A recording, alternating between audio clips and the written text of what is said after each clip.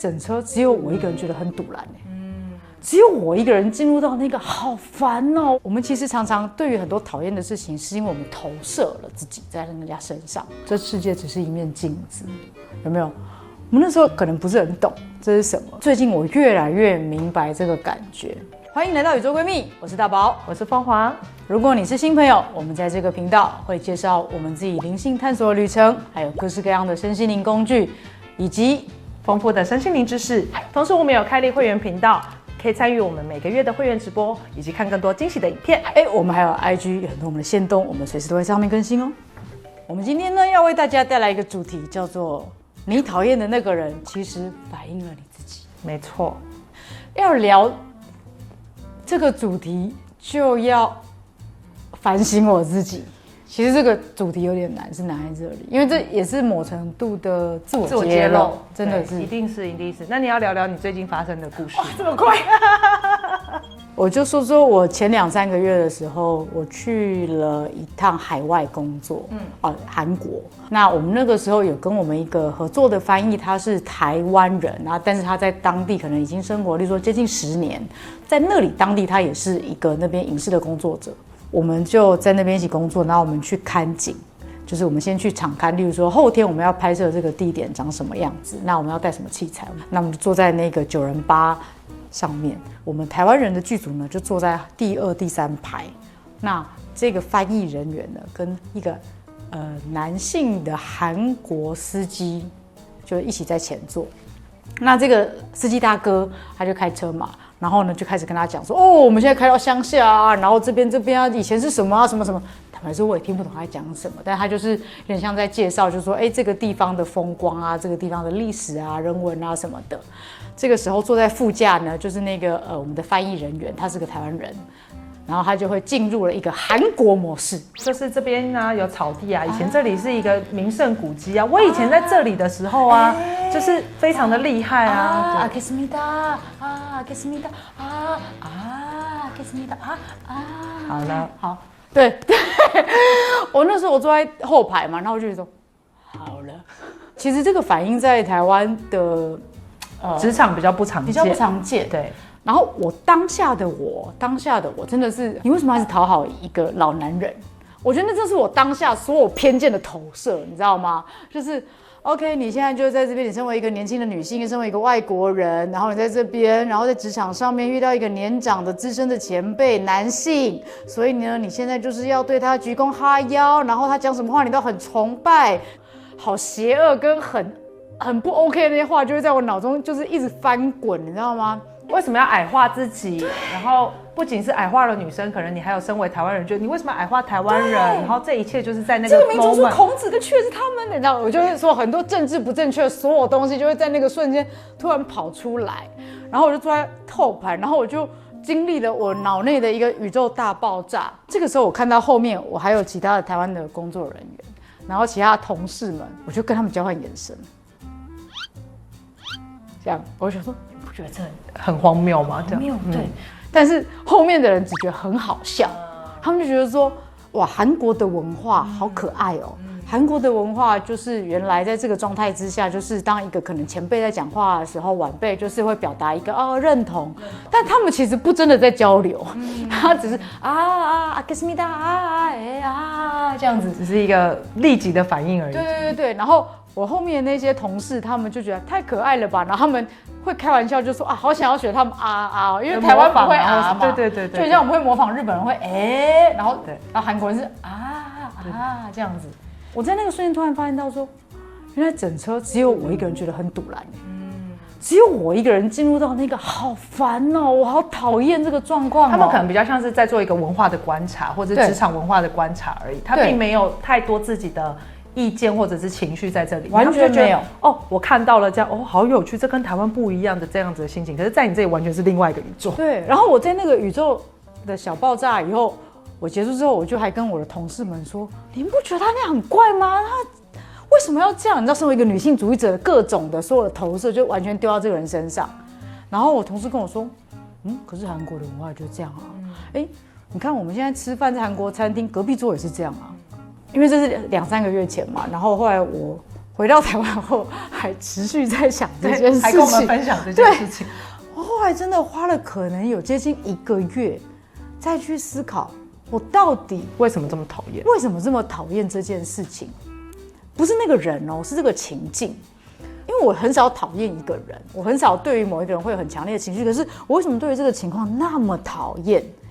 我发现这不是这个人的问题，不是这个情境的问题，因为我其他同事没问题嘛。所以这显然是我的问题。对，我后来在网络上就真的找到一个美国作家有讲到这件事情，然后这真的解答很多我的问题。我们其实常常对于很多讨厌的事情，是因为我们投射了自己在人家身上，然后当我们投射出去之后，那个东西出现的时候，它会成为一个钩子。好比说这个情绪或者这个特质在我身上其实我有，可是我不允许它出现，所以呢，我唯一能够看到它出现的时候是什么时候呢？从别人身上出来的时候。那他打了一个比方，我好喜欢哦。他就说每一个特质它都很像是一个插座，电源的插座。然后这个特质呢，我身上可能有100-200个插座。我很骄傲，然后我不允许自己无理取闹，我要很守规矩，我要很谦虚，我要很孝顺，各种的。可是呢，如果这些特质是我已经接受了，我可以跟他和平共处了，那这些插座它就会有安全盖，就盖起来了。可是呢，如果某一些特质是我自己不接受的，我把它压抑的，它就没有那个盖子。那这些没有盖子的插座会怎么样呢？很容易跟人家通电。所以只要任何一个人身上有这个情绪出来的时候，我就会被电到。例如说，其实我也有讨好别人的特质，我其实有这个欲望，我有这个倾向，可是我不允许我自己表现出我想要讨好别人，或者我不承认我讨好别人。所以呢，当别人有这种被我看到感觉是讨好别人的状态的时候呢，我就通电了。突然间要通电，然后就说我就被电到了嘛，然后就觉得说好讨厌哦，好讨厌哦，好讨厌哦，因为我平常我藏得很好啊，你怎么可以把它表现出来？而且为什么你可以明目张胆讨好别人，我不行？对，我做不到，为什么你可以？有时候是这种对很奇怪的一个情绪。然后我就看到了这个比喻以后，我就开始往下思考，我说天哪，那我这个插座可能有好多个都没有关哦。除了讨好别人以外，我可能还有例如说骄傲。我也觉得我其实好骄傲，可是我又觉得骄傲在这个现实社会，骄傲是一个不被欢迎的特质。对，我要藏得很好。小时候都会被说不可以太骄傲，考100分不可以张扬，要谦虚。别人说你这样讲啊，没有啊，没有，什么都没有。好像在亚洲社会，骄傲就是不能。对，所以当我看到其他人在我面前很骄傲的时候，我就会好生气哦，或是我好讨厌跟好排斥他哦。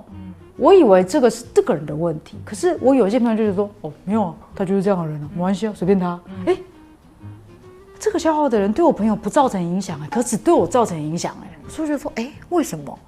以前我们常会听说这世界只是一面镜子，有没有？我们那时候可能不是很懂这是什么，可是我觉得就是最近我越来越明白这个感觉。因为它真的只会照出我们里面有的那些东西，我自己不允许它被照出来的时候，它就会从别人身上出现，然后出现的时候 ，Oh my god， 我里面的东西被印出来了，被照出来，然后我就会突然间很紧张，我很有情绪。因为如果那些东西真的跟我无关的时候，我不会有情绪啊。你有这种类似的经验吗？我觉得会有，而且就比如说我喜欢事情有条理，当出现杂乱无章的时候，我就会觉得你怎么过活的？这样可以生活吗？为什么？或是有人很会掉东西，对我就会觉得很困扰，就会觉得你怎么可以把自己活成那个样子？How？这样子，我觉得这件事情好像就变成你越能够理解自己会被这些东西勾起来的那个瞬间，你好像越能够看见自己有这样子的不允许。我觉得人很难做到，就是每一件事情都爱自己的那个状态，就是我所有特质我都接受。对，可是我觉得我可以做到，即便我没有喜欢自己，比如说我喜欢自己控制所有事情的这件事情或什么，我好像就所有东西都 in control。对，我可能没有办法爱自己这个面向，可是我可以接受自己有这个面向。我接受自己喜欢所有事情就是有条理，都在掌握之中。当我接受我是喜欢这件事情的时候，我看出去好一个没有条理的人，我就会知道说好，那是他，我就不会被他激起那个愤怒。就是他是他，我是我。对，然后我也知道我有这个特质。对啊就在，嘿就在啊，我就是接受我看到人家掉东掉西，我会觉得哎不舒服，但我不会再用这个不舒服去跟他 argue 说你东西就应该要收好啊，你怎么会掉东掉西，你怎么会整天都在忘东忘西，我就不会再去做这件事。其实如果这个反过来说，就有点像是。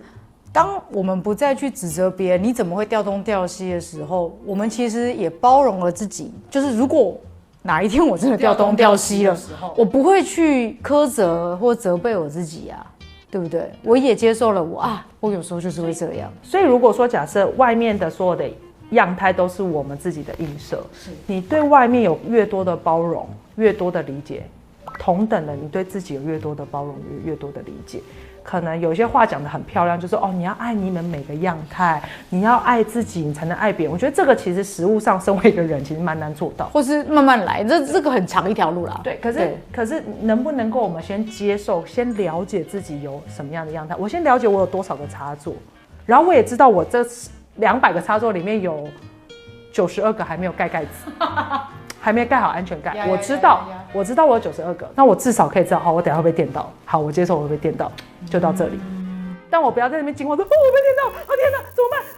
那我赶快盖起来，我就接受我现在盖不起这个盖子。不管是修行啊，或者是灵性的成长啊，坦白说啊，让你情绪有起伏的地方，它真的是一个开关就很像你玩电动的时候，你知道。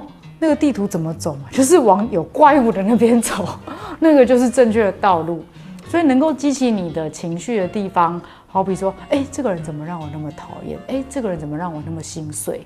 你就是会在那些地方的时候，你可以趁那个机会，好好的去看一下，如果这是一面镜子，它到底照出了我内在的什么东西？好的，其实这也算是我们某一种灵性日记耶。也是，而且我觉得你很勇敢的表达。我真的花了好长的时间去想的时候，我发现，跟那个人完全无关那真的是我自己的问题。其实我就是走到现在，我会觉得其实所有的一切啊，都只跟自己有关。对啊，什么东西会让我有震荡？那是因为我，而不是因为对方我如果要调整我对于这些东西的震荡的感受，其实是要调整我自己。每一个人都是宇宙的中心嘛，对啊，跟大家分享，谢谢大家，下次见。我们看起来应该没有喝醉吧？嗨，大家好，我是大宝，我是凤凰。如果你是新朋友，等一下，欢迎来到宇宙闺蜜。我已经醉了，才需要被你知道。